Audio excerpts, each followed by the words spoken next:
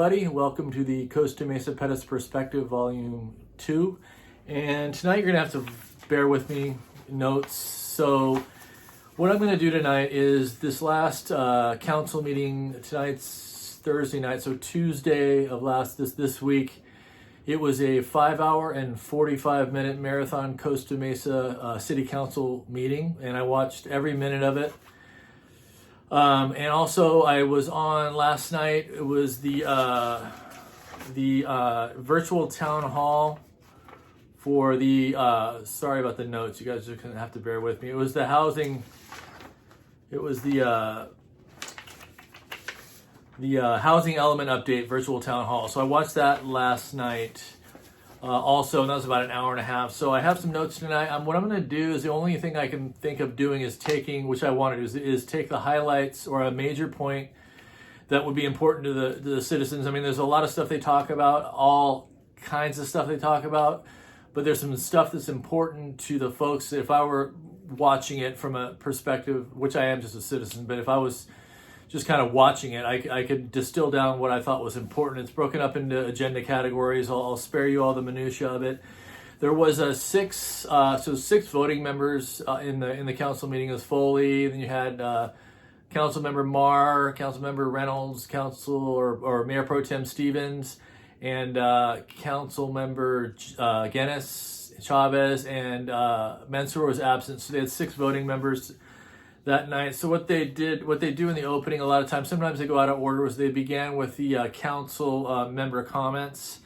And it was, interestingly enough, and I didn't want to, I'm done, I mean, talking, I'm not interested in talking about COVID and all that too much more. I've covered that in my past videos as a candidate, covered it in the last video here, but I feel I need to talk about it some because they spent, I'd say, 30 minutes-ish in the opening section of the council member comments portion. They were going over, mostly it was going over the recent, tonight there was even more nuisance orders, but they were going over the already established executive guidelines that he had put out. No more than 3 people or 3 families in a household during the holidays. Wear your mask inside unless you're eating. You can take it down while you're eating.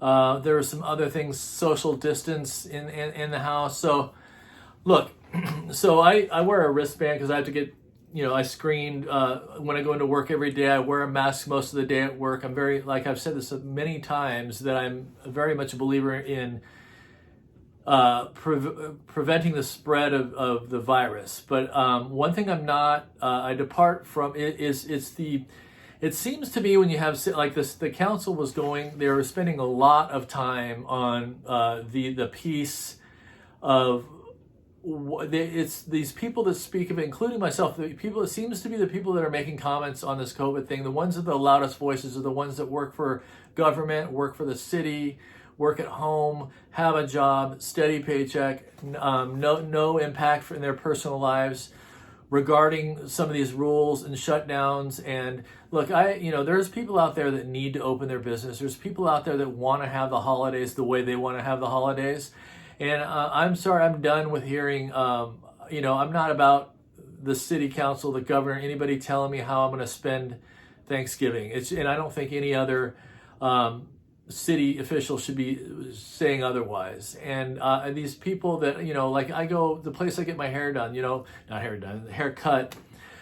She was, in fear of losing her job. I speak to many people that these lockdowns are threatening their very livelihood. That's equally as dangerous or more so than this virus. So I'm tired of hearing about the fact, what we're going to call a Liberty Alert. We have a new cast member here.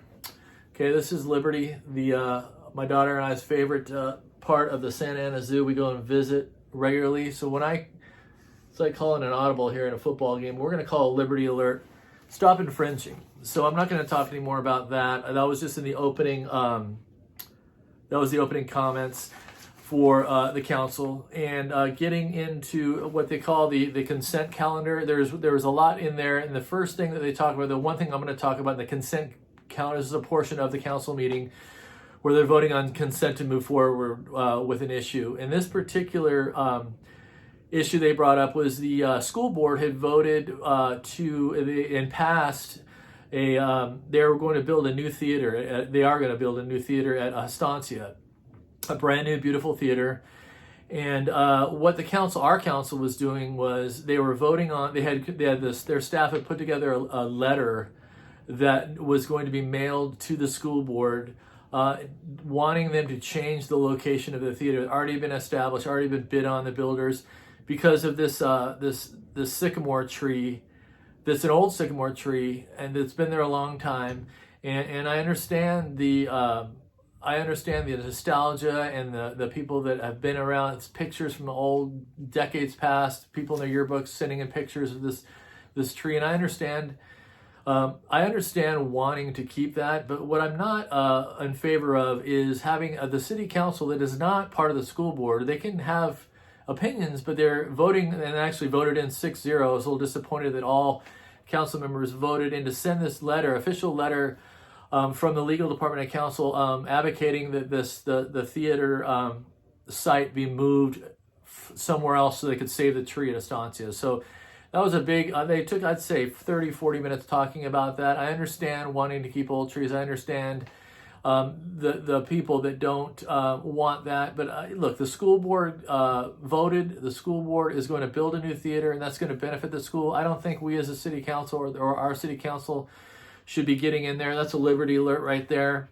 It's actually climate change was actually thrown out by Mayor Pro Tem Stevens as one of the reasons we need trees. He actually said this. I'm not making this up. It was said in the council that we depend on our trees to keep the climate balanced and yada yada. So they start throwing that stuff out as a reason to infringe on decisions already made in another governing body. I'm not in favor of it. I don't agree with that part.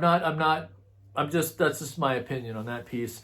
Moving into the public hearing section of the council meeting, this is probably a 2-hour segment, and there was one major issue being discussed for the people that are the people in Costa Mesa.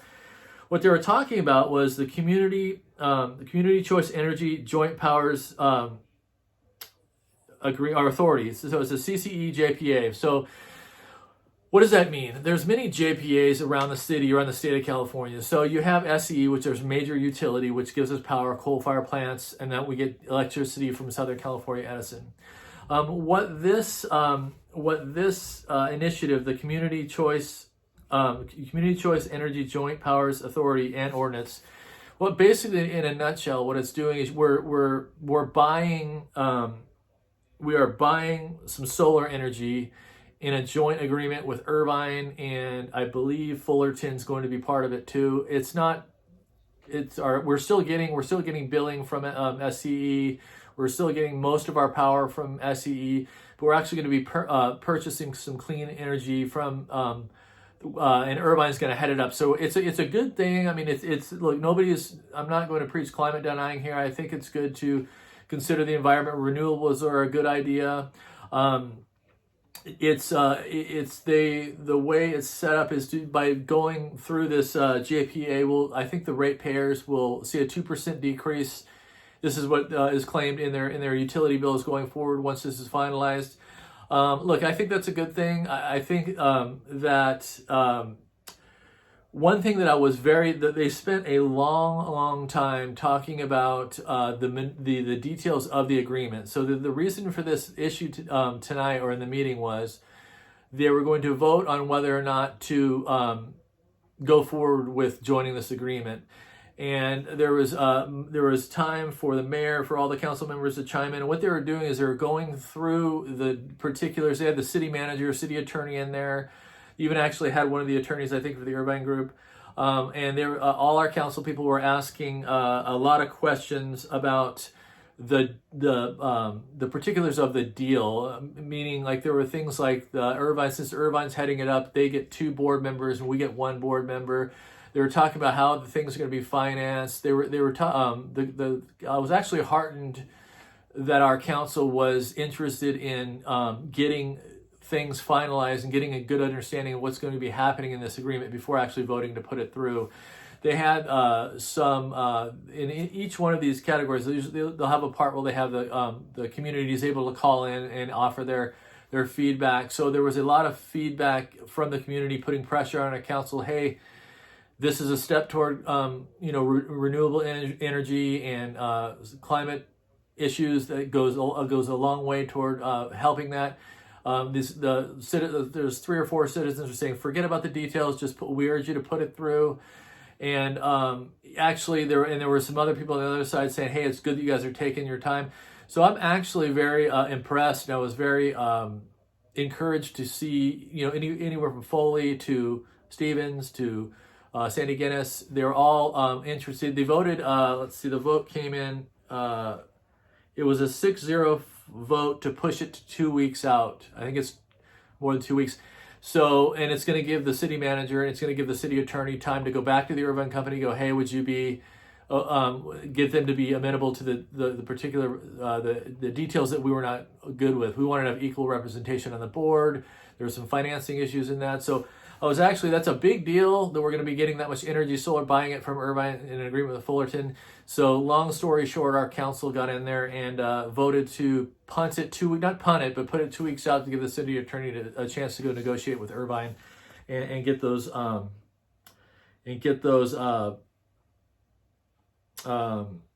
details worked out. And so I'm just going to keep moving. And there was a section called new business. They go from what they call the consent calendar into new business. And again, we're at this point, we're probably 3 hours into the council meeting. And the new business was, it's a partnership with Newport Beach for the Airway Bridge Shelter. So the item on the table was, there was a memorandum of understanding constructed by our staff. And what the proposal is, they're going to Newport Beach and they're asking Newport to join into a joint venture once our Airway, our new homeless shelter opens off Airway. We are going to be asking Newport Beach, and they're pretty sure they're gonna get this done. They're going to be asking for $1.5 million one-time payment for capital costs to us, the city of Costa Mesa, from Newport to be part of this deal. A one-time $200,000 payment for furniture and equipment. This is the huge part of it. The Newport Beach will provide their own outreach team, which we have our own outreach team of Network for Homeless Solutions, and then Newport will be responsible for their own, as well as transportation. So basically what we're saying is Newport's going to be allocated 20 beds at the Airway Shelter, and they're going to partner with us and with Newport Costa Mesa be using our Airway Shelter to address the homeless population in both cities, and together we can do a lot more. So they'll be allocated 20 beds, like I said, and that is actually it's a 72-bed shelter. I'm not going to go into the details of the Airway Shelter, but it's a huge deal. As you guys know, I have a background in mental health, homelessness, substance abuse, mental health, and I'm really encouraged to see the partnership efforts with Newport. I hope they take it. And then the actual MOA, the Memorandum of Understanding, is online on the city side if you want to check it out. So I would say, so we talked about the homeless. We talked about the homeless shelter. We talked about the big energy deal. And we talked about the tree. So I'm going to leave it at that, because those are the 3 big things that were talked about that matter most to the citizens, that would matter most to me. Right, Liberty? Yeah, Liberty checks all good. So there was a lot more in there. A lot of the time spent is each council member has a chance to talk about each thing that's discussed. So I'm going to do this going forward. I don't think the rest of them are going to be 5 hours and 45 minutes. Please, I hope not. But those are some issues that are on the table that are going through City Council right now. Another thing that I jumped on last night was this virtual town hall for. So we have, and I've talked about this in a previous, when I was running for council. So you have what's called the RENA that's done. What is RENA? You guys are going to have to, you're going to have to forgive me for going to my notes. I just want to be accurate on stuff. So the Regional Housing Needs Assessment. So RENA is done every, I think it's 7 or 8 years in the city. What RENA does is they use SCAG, the Southern California Association of Governments, and they go through our city, look at our population, look at our demographics, and they tell us, the state tells us how many housing, low-cost housing units or housing in general we're going to have. And it's a huge number that was originally, and we're actually in the process of appealing it. The number is 11,733 units that the state of California is telling us that Costa Mesa needs to have in the coming years. And that's a huge issue. That was a major, when I was running for council, that was a major issue that was of concern for the citizens in District 6 for sure. And what I decided to do, and what this was this mainly was an opportunity for who was running it? This housing element update was an opportunity for the city people in our city to understand from the community how we feel about things. And so there was some brief overview of the RENA. We already know what that is. We know low-cost housing is coming, high-density housing. The question is, where is it going to be? So the main reason they were having this town hall is they wanted to hear from the citizens. And did they hear from the citizens? They did. There's a segment of the population that's all about it, wants high-density housing anywhere you can put it. There are some creative things thrown out there from a gentleman who was talking about, hey, why don't we sell the fairgrounds to a private property person, move the fair to the Great Park in Irvine? I didn't think that was a terrible solution. But what I decided, and they were just listening, taking notes, and what I decided to do is I was going to just listen. I wasn't part of the call itself, but I jumped in and asked, or what I did is offered my feedback from my constituency, because what I told them was that there's 2,000 people voted for me, and one of the major things, even though I didn't win council, one of the things I committed to my constituents and the people of Costa Mesa is that I would remain involved. Hence, that's what I'm doing now. And so what I wanted them to know is one of the top issues that I heard out there campaigning, out there talking to them online when I was doing walking and when I was doing my meet and greets, that high-density housing was a major in the top 3 concerns I heard on a regular basis. And the main concern from my constituency was, hey, look, we don't want our private property rights infringed upon. There's other property in the city that you can put some of these housing units. So what I was doing is letting them know that is a concern of a large block of their citizens in Costa Mesa. So I'm at 17 minutes, guys, and I really, these aren't going to be as long in the future. And this is extra long because of the extra long nature of the council call. And the second call I was on, Liberty is going to be a regular cast member because what I want to do is keep focused on, I don't want to be a person that's going to hate on the council all the time. That's not what I'm trying to do, but I am going to be a person that's on guard for keeping us free here in Costa Mesa and keeping Liberty in focus. So thank you guys, and be kind to yourself, be good to each other. Together we can get it done, and bye for now.